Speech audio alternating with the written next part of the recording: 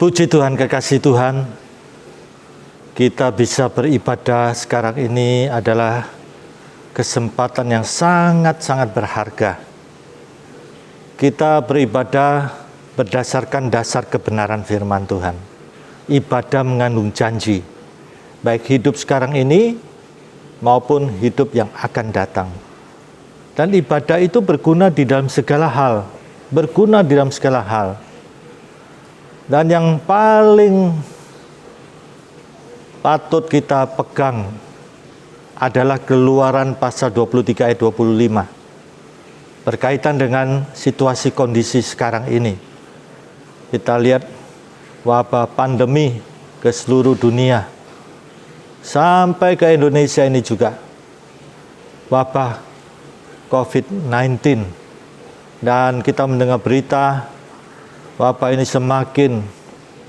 semakin meningkat karena COVID ini bermutasi menjadi varian yang baru. Dan varian yang baru ini kekuatan daya tularnya itu 70%. Karena begitu kuat dan sedang terjadi di Inggris. Karena begitu kuatnya sampai banyak negara menutup bandaranya, termasuk Indonesia. Dalam 2 minggu ini menutup bandaranya. Jangan sampai ada pendatang dari luar negeri membawa virus ini. Nah, Keluaran pasal 23 ayat 25. Beribadah dengan sungguh-sungguh, maka air minuman kita diberkati Tuhan. Roti makanan kita diberkati Tuhan. Dan Tuhan menjauhkan kita dari sakit penyakit. Mari kita berdoa. Bapa Surgawi, pada saat ini kami mau beribadah. Mari Tuhan berkati ibadah. Saat ini Tuhan, kami mau beribadah dengan sungguh-sungguh sepenuh hati, sepenuh jiwa, dan keberadaan kami. Dalam nama Tuhan Yesus kami masuk ibadah saat ini. Puji Tuhan. Amin. Shalom Bapak Ibu yang terkasih dalam Tuhan. Selamat kita beribadah kembali di minggu ini. Kita mau menyerahkan hidup kita sepenuhnya kepada Tuhan. Kita mau katakan kita lebih dari pemenang dalam segala perkara. Tuhan ada bersama-sama dengan kita. Kita lebih dari pemenang. Haleluya.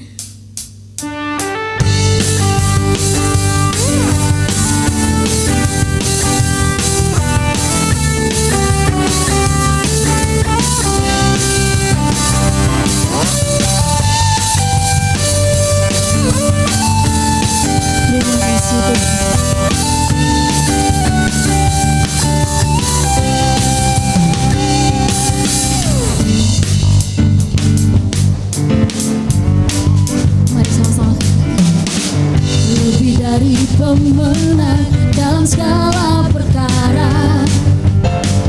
Iblislah dikalahkan oleh kuasa darahnya. Jika Allah di pihak kita, siapa dapat melawan? Kita lebih dari pemenang. Lebih dari pemenang dalam segala perkara. Iblislah dikalahkan oleh kuasa darahnya. Jika Allah di pihak kita, siapa dapat melawan? Kita lebih dari pemenang. Haleluya. Kibarkanlah panjinya, Yesus Raja segala raja.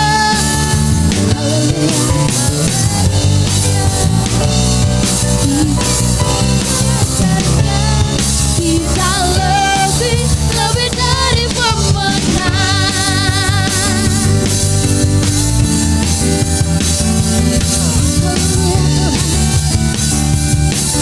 Lebih bersungguh-sungguh lagi kita katakan.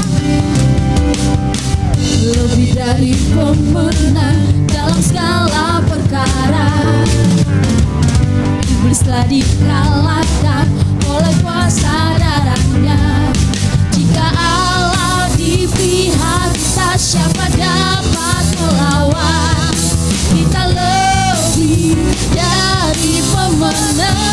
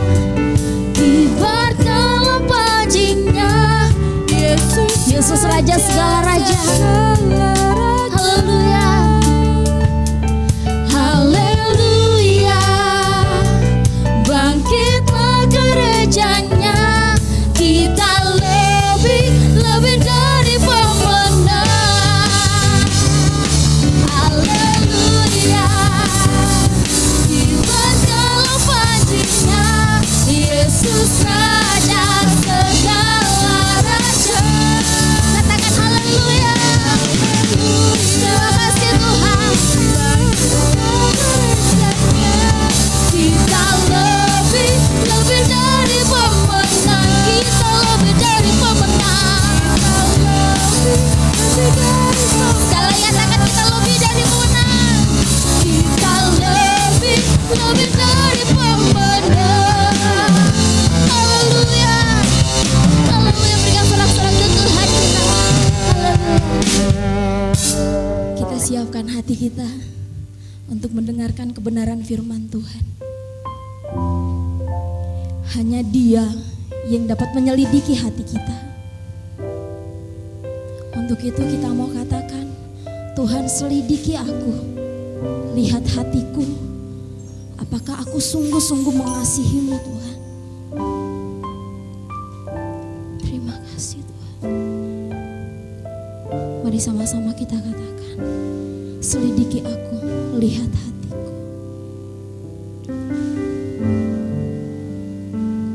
Selidiki aku, lihat hatiku,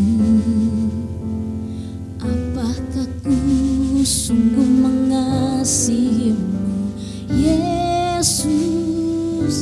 Kau yang Maha tahu dan menilai hidupku, tak ada yang tersembunyi bagimu. Selidiki aku,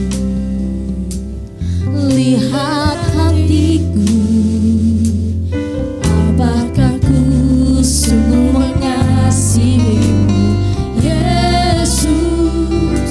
Kau yang Maha tahu dan menilai hidupku, tak ada yang tersembunyi bagimu.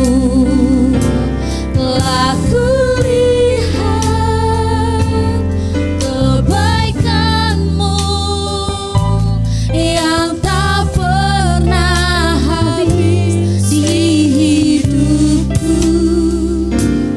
Ku berjuang sampai akhirnya Kau dapati aku.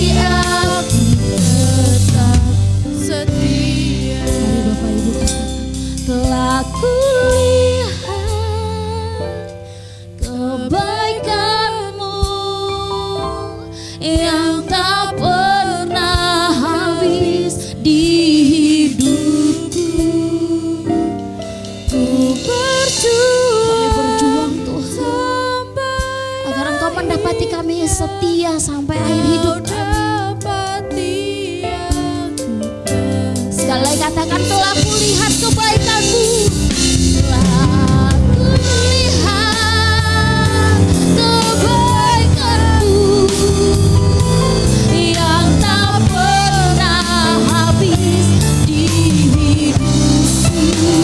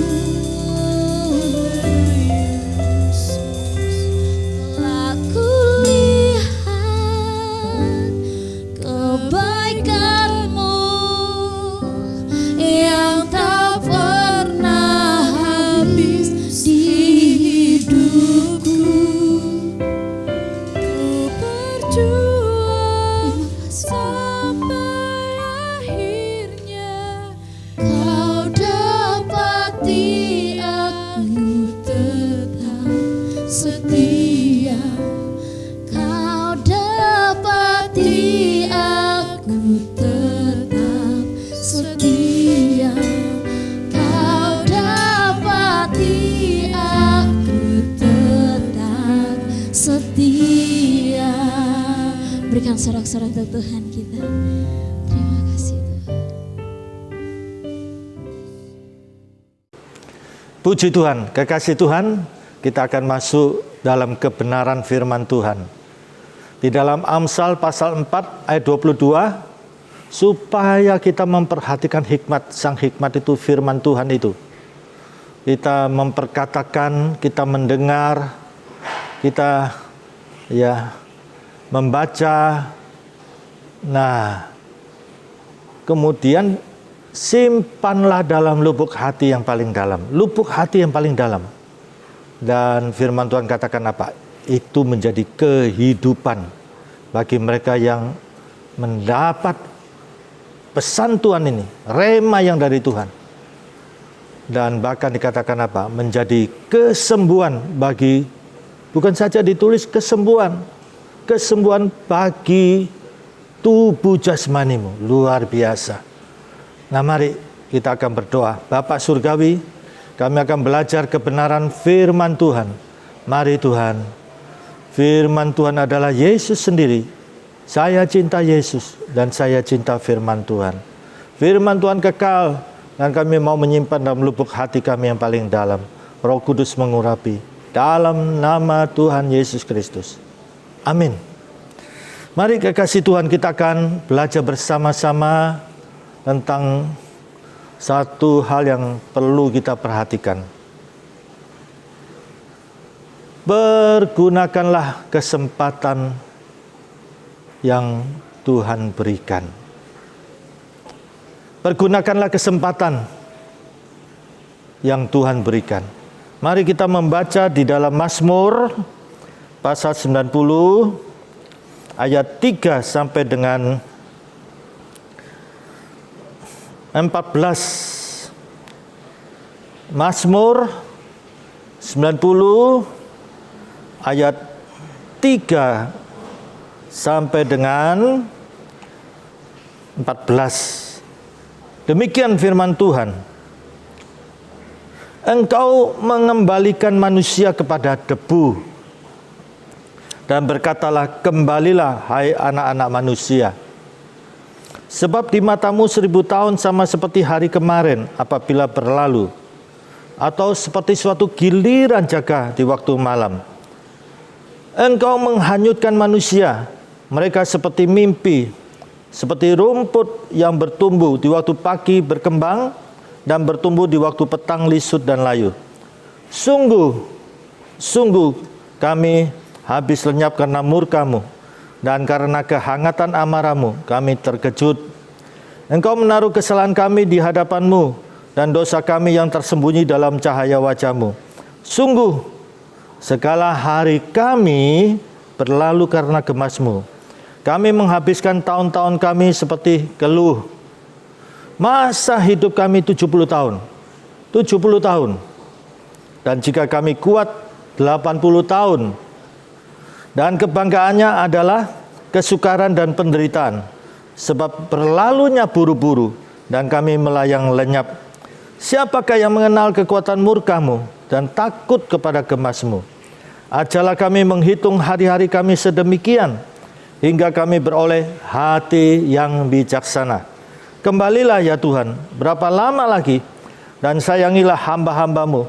Kenyangkanlah kami di waktu pagi, kenyangkanlah kami di waktu pagi dengan kasih setia-Mu, supaya kami bersorak-sorai dan bersuka cita semasa hari-hari kami. Puji Tuhan, kekasih Tuhan, pemazmur seorang raja menulis bagaimana kehidupan ini. Pemazmur seorang raja tentunya dia mempunyai fasilitas-fasilitas yang mendukung di dalam jabatannya sebagai raja. Sekalipun demikian, kalau kita memperhatikan, pemazmur ini menyadari bahwa sebagai seorang raja pun dengan segala fasilitas tetap terbatas. Nah, kalau saudara membaca di ayat 1 dan 2, Raja Daud ini juga mengutip doa Musa. Lihat Musa ya, seorang nabi yang diakui bangsa Israel, yang diutus Tuhan. Mengutip doa Musa, Tuhan, Engkaulah tempat perteduhan kami turun-temurun. Tempat perteduhan kami turun-temurun.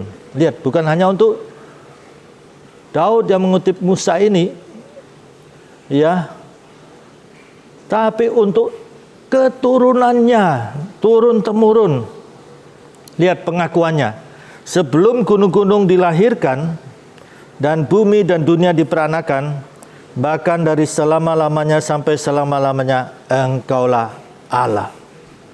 Kekasih Tuhan, lihat. Dua tokoh ini yang sudah mendapat pengakuan dari bangsa Israel. Lihat Musa sebagai nabi, Daud sebagai raja. Memahami, betul-betul paham, bukan gagal paham, bahwa manusia terbatas. Jabatannya setinggi apapun tetap terbatas. Dan lihat pengharapannya sampai turun-temurun adalah Tuhan Sang Pencipta itu. Kemudian kita lihat Daud mengulas bahwa manusia itu terbatas. Dan pada masa Daud ini Tuhan tetapkan usia manusia 70 tahun. 70 tahun. 70 tahun. Kalau kuat 80 tahun, bisa 90 tahun, bisa 100 tahun. Tetapi firman Tuhan menyatakan sekuat-kuatnya manusia harus menghadapi kenyataan betapa rapuhnya tubuh ini. Betapa rapuhnya tubuh ini. Nah, ditetapkan 70 tahun. 70 tahun tinggal saudara hitung saja sekarang ini. Berapa usia saudara? Berapa usia saudara? Berapa usia saudara? Mungkin 60 tahun. Ya, berarti tinggal 10 tahun. Mungkin ada yang 65 tahun, berarti tinggal 5 tahun. Iya. Tuhan tetapkan 70 tahun. Ya, ini harus menjadi patokan, jangan nanti yang 80, 90. Ya, syukur-syukur oleh kemurahan Tuhan. Kalau kuat, kalau dikatakan kalau kuat, mungkin tubuhnya ya kuat, olahraga, jaga makanan, jaga vitamin, mungkin bisa 80 tahun, bisa 90 tahun. Tapi sekuat-kuatnya manusia, firman Tuhan sudah mengatakan akan menghadapi kenyataan betapa rapuhnya tubuh ini. Coba lihat usia lanjut. Gangguan macam-macam, gangguan tulang, otot, ya, gangguan ya panca indera, gangguan ya di dalam organ tubuh, paru-paru, jantung, ya. Nah, ini manusia terbatas akan menghadapi kenyataan ini. Betapa rapuhnya tubuh ini. Ya. Di sini Rasul Paulus mengatakan tubuh jasmani kita semakin merosot, tapi hendaklah manusia batinia kita semakin bertumbuh. Nah, ini yang penting. Kekasih Tuhan, kalau kita memperhatikan juga apa yang dikatakan Rasul Petrus di dalam 1 Petrus pasal 4 ayat 2. Hendaklah waktu yang sisa, ini tertulis, bisa perhatikan di dalam 1 Petrus pasal 4 ayat 2. Ya, ini bukan kemudian seperti kita sering dengar ya di khotbah, jangan kasih Tuhan ya yang sisa-sisa. Masa makanan sisa, minuman sisa. Nah, maksud dari ayat tersebut itu, sekarang usia saudara berapa? Dan kalau ya dilihat dari ketetapan Tuhan 70 tahun, nah tinggal berapa tahun? Kita hitung dari ketetapan ini 70 tahun. Nah, kalau selama ini kita mengisi waktu kita dengan berbuat hal-hal yang sia-sia, hampa, bahkan kita mengisinya dengan dosa, kesenangan daging. Nah, di sini Rasul Petrus ya menulis surat Petrus ini kepada orang-orang Kristen yang terpencar di berbagai daerah. Pada masa aniaya itu ya, mereka di daerah dengan tantangan daerah masing-masing. Lihat, Rasul Petrus menasihati supaya menggunakan waktu yang ada ini, yang tinggal berapa ini, untuk melakukan kehendak Bapa Surgawi, kehendak Tuhan. Kalau saudara melanjutkan dengan membaca 1 Petrus 4 ayat 7, kesudahan segala sesuatu sudah dekat. Kesudahan segala sesuatu sudah dekat. Itu bisa mengenai kedatangan Tuhan sudah dekat. Bisa saja usia kita. Bukankah semua manusia pasti menghadapi kematian? Itu pasti. Ya. Nah, di sini saya ingat Pujangga Khairil Anwar mengatakan apa? Di dalam puisinya yang terkenal, aku ingin hidup 1000 tahun. Tapi apakah ada manusia yang bisa hidup 1000 tahun? Sepanjang sejarah keberadaan manusia, dan kita membaca dalam kitab suci di dalam Alkitab, manusia yang tertua itu adalah Metusaleh, 969 tahun.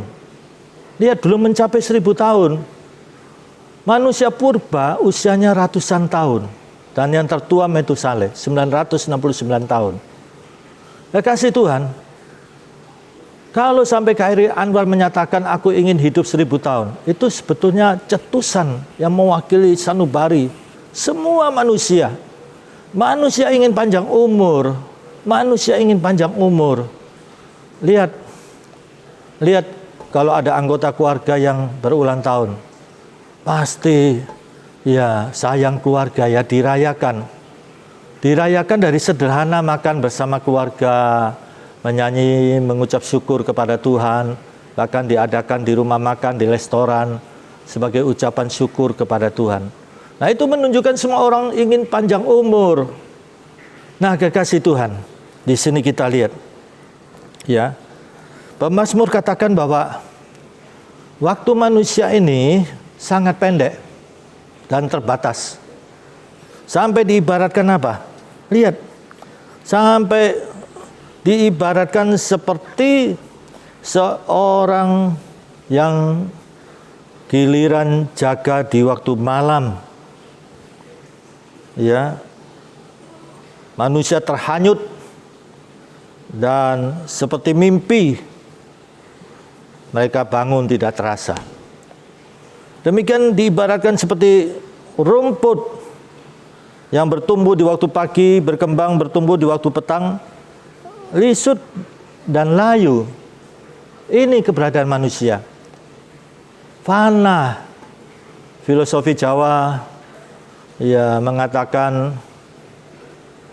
uripe wong manungso ini piro lawase. Mampir ngombe. Nah ini hanya sementara, fana ini. Apalagi manusia itu kecenderungannya tabu bicara tentang kematian. Di rumah mereka jangan sampai ada simbol-simbol tentang kematian. Ya, kalau membahas kematian, jangan bicara itu, bikin pesimis saja. Tabu. Ya, kita harus kerja, kerja dan kerja. Ya. Nah, di sini akhirnya ketika maut kematian datang tidak siap. Nah, ini saya beritahu kepada saudara, jangan sampai kita terperdaya oleh usia muda. Kematian bisa datang tidak pandang usiamu muda. Jangan kita terperdaya dengan tubuh yang sehat. Kematian bisa datang tidak pandang tubuhmu sehat. Kekasih Tuhan, tentang perumpamaan 10 anak darah, dikatakan 5 anak darah yang lebih pandai, yang 5 bodoh. Mempelai tidak datang-datang, lihat yang bodoh ini ya santai saja di zona kenyamanannya ya, sehingga tidak mempersiapkan minyak. Yang pandai ini mempersiapkan minyak. Ketika mempelai datang, nah yang bodoh ini sudah kehabisan minyak, lampunya mati. Yang pandai ini tetap menyala karena dia siap minyak dan dia masuk di dalam pesta pernikahan.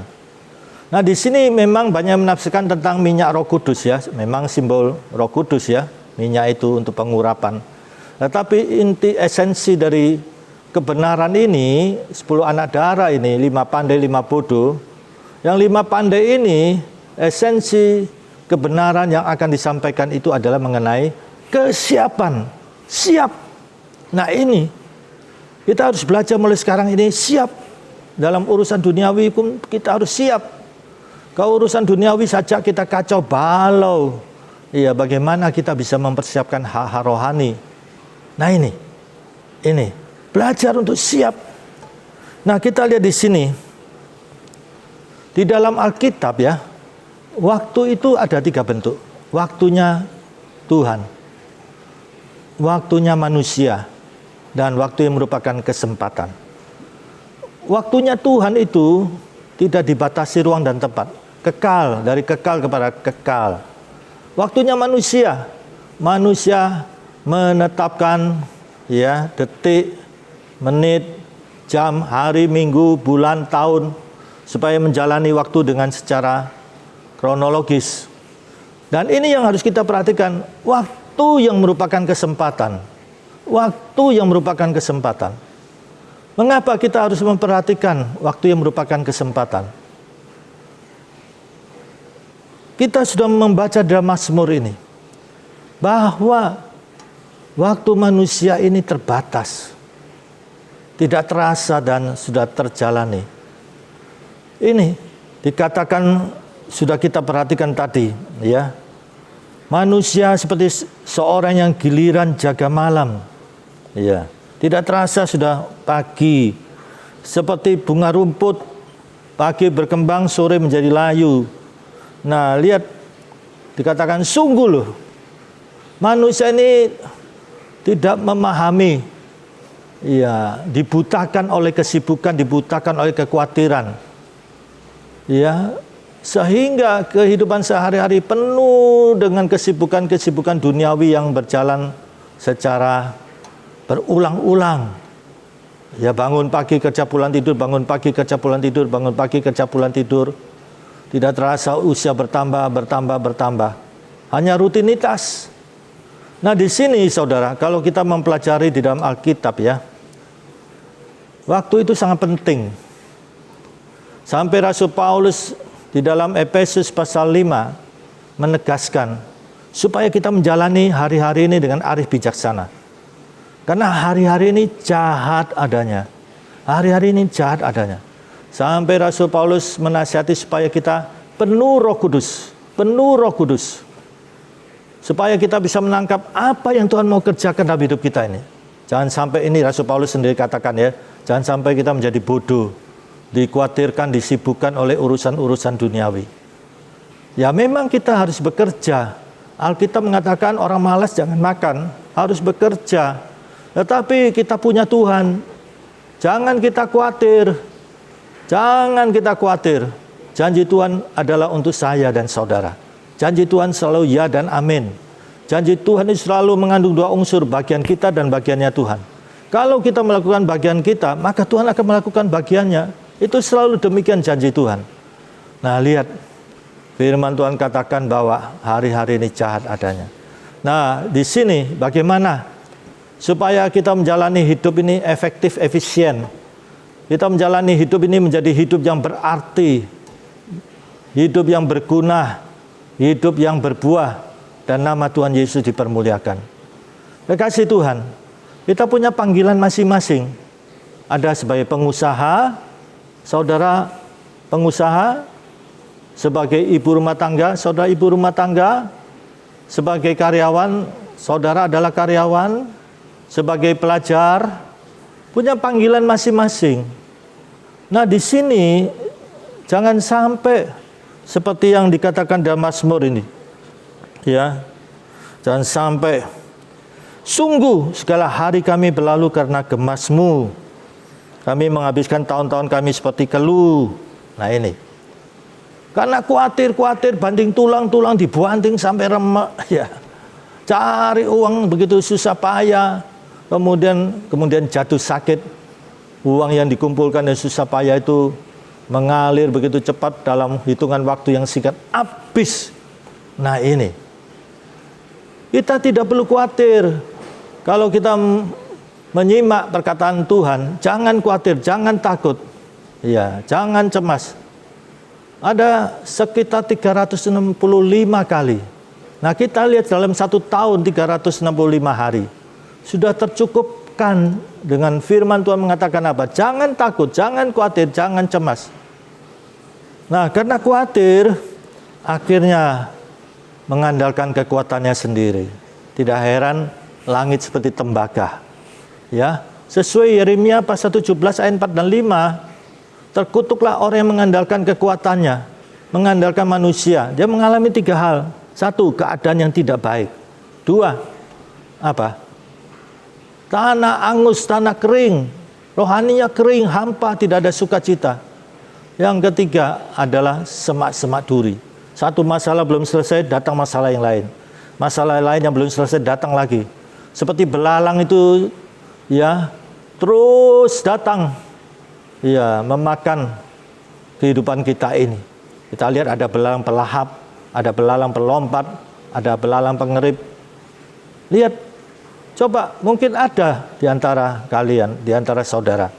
Belalang mencrot di satu tempat, makan hasilnya. Ya, dia terbang karena sudah makan. Datang belalang yang lain, makan sisanya. Iya, sudah kenyang, dia tinggalkan, tinggal remah-remah. Datang lagi belalang yang jenis lain, datang makan remah-remah itu. Sampai habis. Jadi ini sampai bahasa Jawanya, sampai entek-entekan. Saya bisa baca dalam Yoel pasal 1. Tentang belalang yang bermacam-macam ini, ya, memakan habis hasil kita. Demikian juga di dalam Maleakhi pasal 3. Kalau engkau melakukan perpuluhan itu, maka belalang-belalang itu akan disingkirkan. Lihat, Pernahkah saudara mengalami satu musibah belum selesai, datang musibah yang lain. Musibah lain belum selesai, datang lagi musibah. Sampai seperti saudara ini entek-entekan.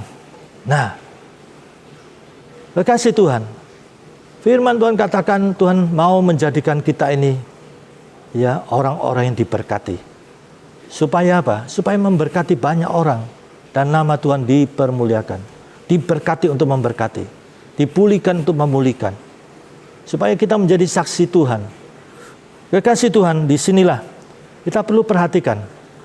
Di dalam hidup kita ini, di dalam Alkitab dicatat dua pola pikir. Pola pikir terminal dan pola pikir relasional. Pola pikir, kalau seorang Kristen punya pola pikir terminal, dia tidak punya tujuan hidup. Dari satu terminal pindah ke terminal yang lain, dari terminal yang lain pindah ke terminal lainnya. Tidak ada tujuan. Ibarat orang yang gali lubang, terus dia kerja gali lubang, gali lubang, gali lubang, sampai tanah di atasnya itu ya jatuh, menimbun dia, mati di dalam pekerjaannya. Sedangkan pola pikir relasional, nah ini kita sebagai pengusaha, sebagai ibu rumah tangga, sebagai karyawan, sebagai pelajar, nah ini sebagai profesional, nah ini dalam panggilan kita masing-masing ini, apakah kita punya tujuan hidup? Kalau orang yang punya tujuan hidup, inilah orang yang mempunyai visi, punya visi. Visi itu melihat jauh ke depan. Posisi kita sekarang ini, tapi kita melihat jauh ke depan. Sasaran tujuan yang akan kita kerjakan, yang Tuhan berikan kepada kita. Jadi kita hidup ini punya tujuan, bukan rutinitas saja tanpa menghasilkan apa-apa. Alkitab memang mengatakan orang malas jangan makan. Jadi harus bekerja. Rasul Paulus pun di dalam 2 Tesalonika menulis berdoa dan bekerja, berdoa dan berusaha. Nah, di sini kekasih Tuhan, seorang yang mempunyai visi, di dalam rutinitas dia bekerja sebagai pengusaha, sebagai ibu rumah tangga, sebagai karyawan, sebagai pelajar, maka dia melihat kesempatan yang ada, kairos dari Tuhan. Kesempatan yang Tuhan berikan sebagai kasih karunia Tuhan, iya, kemurahan Tuhan. Tuhan tetapkan 70 tahun, syukur-syukur bisa Tuhan tambahkan 80, bahkan sampai 100. Puji Tuhan, itu anugerah Tuhan. Nah, tapi kita harus menghitung ketetapan Tuhan 70. Nah, sekarang berapa tinggal umur saudara? Dengan demikian saudara bisa mengisinya. Nah, ini yang pemazmur katakan. Iya. Ajarkanlah kami menghitung hari-hari kami sedemikian rupa, sehingga kami beroleh hati yang bijaksana.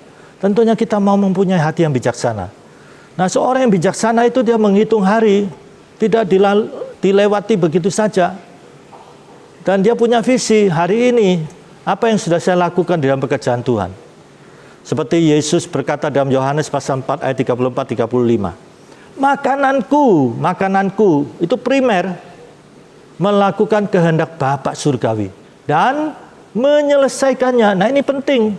Banyak orang mogok, ya, meraju, ya, mogok, meraju. Kalau kita punya anggota tim yang demikian, tidak bisa maju.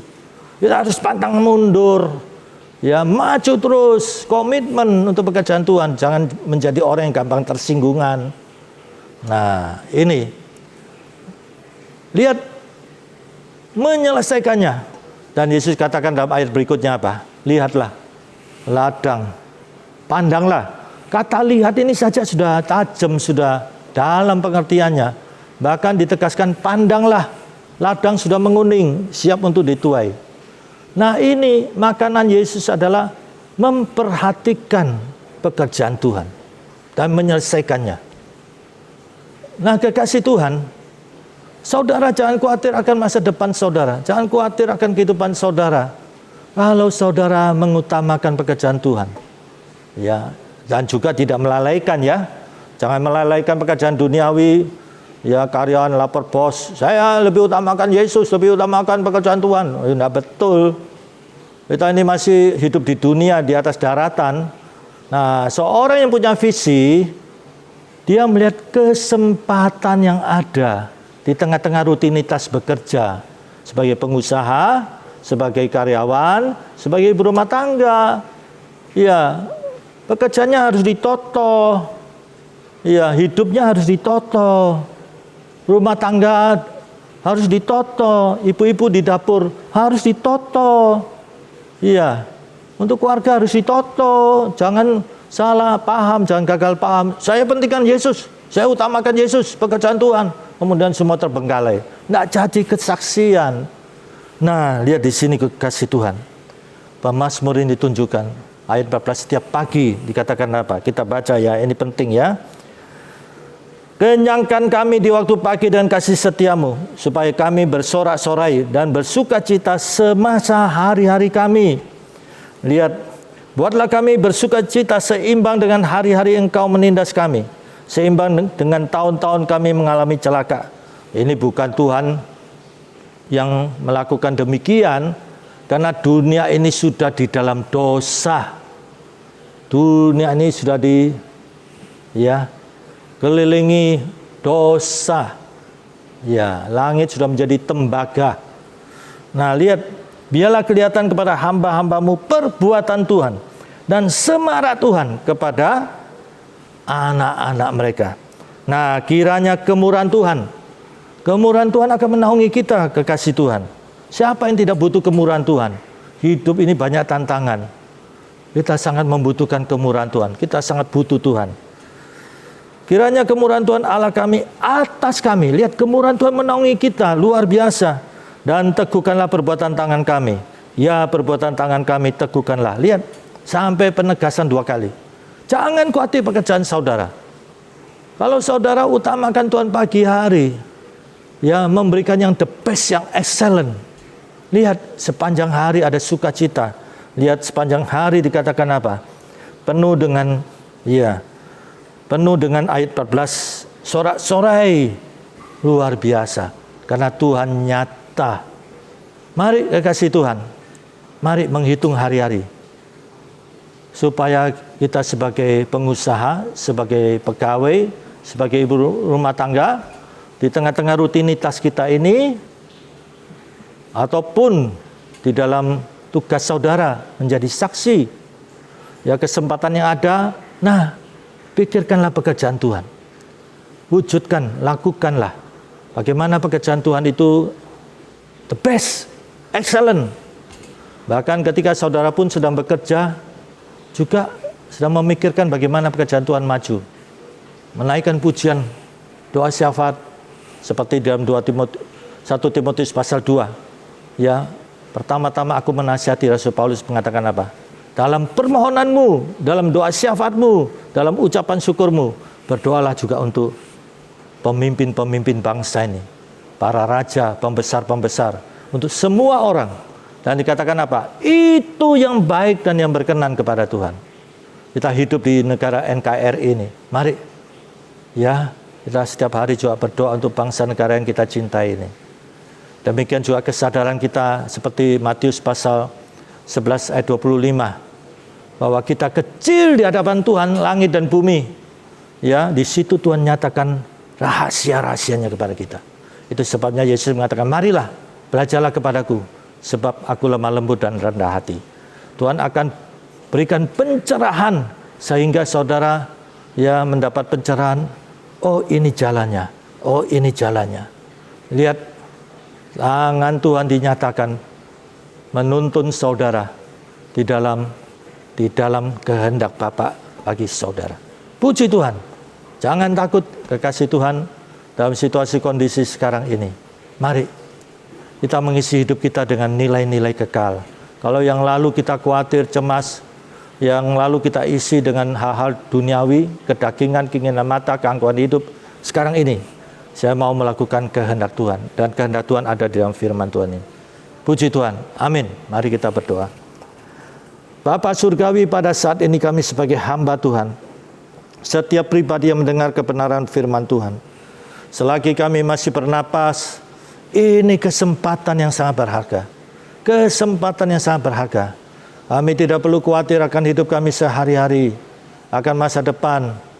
Kalau kami melakukan pekerjaan Tuhan, dan kami lakukan dengan sungguh-sungguh, dengan mewujudkan yang the best, yang excellent, maka kami sudah mengisi hidup ini dengan nilai-nilai kekal, dan hidup ini menjadi indah dan berarti. Betapa indahnya Tuhan kesempatan yang ada ini tidak kami sia-siakan. Kami isi dengan nilai-nilai kekal, dengan ibadah, baik persekutuan maupun berjemaat, maupun di dalam keluarga. Di dalam Tuhan kami melayani Tuhan dalam seluruh apapun bentuk pelayanan. Kami memberikan yang terbaik untuk Tuhan yang excellent. Terpujilah Bapa, Putra, dan Roh Kudus. Dan saat ini Tuhan, setiap pribadi yang ada kesulitan, baik kehidupan pribadi, keluarga, pekerjaan, usaha, kesehatan, kami berseru dalam nama Tuhan Yesus Kristus. Dalam nama Tuhan Yesus Kristus. Dalam nama Tuhan Yesus Kristus. Tangan Tuhan yang berlubang di kayu salib menjamah setiap pribadi yang sakit oleh pilu-pilu Tuhan Yesus. Tuhan sembuhkan. Haleluya. Juga bangsa negara kami Indonesia ini Tuhan, dalam wabah pandemi ini Tuhan. Mari Tuhan, Tuhan berdaulat, kami mohon belas kasihan Tuhan. Sebagai hamba, sebagai umat, hati Tuhan penuh belas kasihan dan maha penyayang. Mari Tuhan tolong bangsa negara kami Indonesia ini. COVID-19 bisa teratasi. Vaksin yang diterapkan ini Tuhan, efektif, efisien. Tuhan berkati. Terima kasih Tuhan. NKRI tetap terpelihara, Tuhan memberkati. Kasih karunia Bapa Surgawi, kasih Tuhan Yesus, dan persekutuan Roh Kudus menyertai saudara mulai sekarang ini sampai Maranatha Tuhan Yesus datang kembali. Haleluya. Amin. Puji Tuhan, Tuhan memberkati.